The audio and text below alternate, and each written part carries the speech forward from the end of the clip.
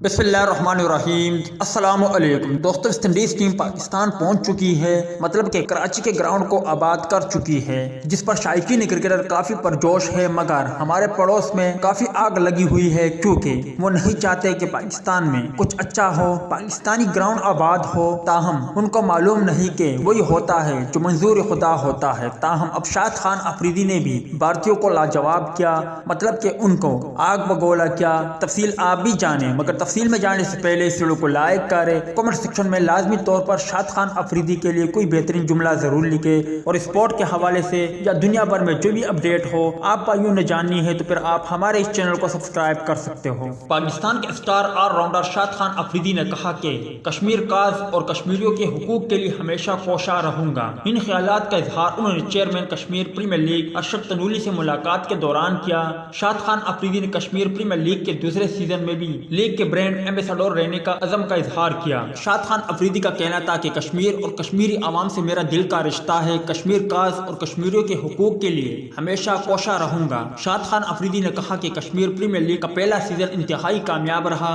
Kashmir cause میرے لیے بہت اہم ہے، اس کے لیے ہمیشہ صف اول میں رہنا چاہتا ہوں۔ اس موقع پر چیئرمین کے پی ایل ارشد تنولی نے کہا کہ ہم سب مل کر کشمیر پریمیئر لیگ کو کامیاب بنا سکتے ہیں۔ اور دوستو، اسی خبر کو لے کر بھارت میں کافی کہرام برپا ہوا ہے، اور شاد خان آفریدی کو ایک بار پھر تنقید کا نشانہ بناتے ہیں کہ کشمیر کے معاملے پر آخر کیوں شاد خان آفریدی بولتے ہیں۔ اگر آپ بھی شاد خان آفریدی کے چاہنے والے ہو اور آپ کو بھی شاد خان آفریدی کی یہ بات اچھی لگی تو کمنٹ سیکشن میں شاد خان آفریدی کا ساتھ ضرور دیں۔ ملتے ہیں کسی نیکسٹ ویڈیو میں، تب تک کے لیے اجازت دیجیے، اللہ حافظ۔